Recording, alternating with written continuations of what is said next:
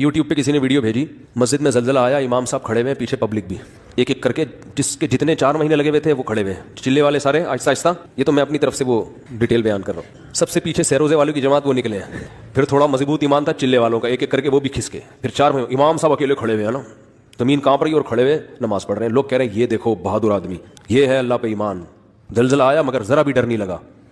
ये बहादुरी नहीं है, ये क्या है? इट इज कॉल्ड हमाकत। या तो जहालत है या क्या है? हमाकत।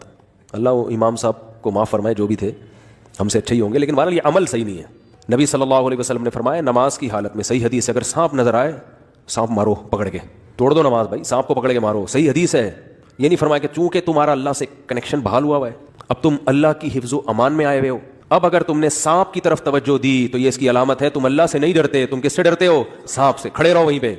बहादुरी का ताल्लुक मजहब से भी होता है, लेकिन बहादुरी का ताल्लुक आपके आसाब से और आपके दिल से भी होता है।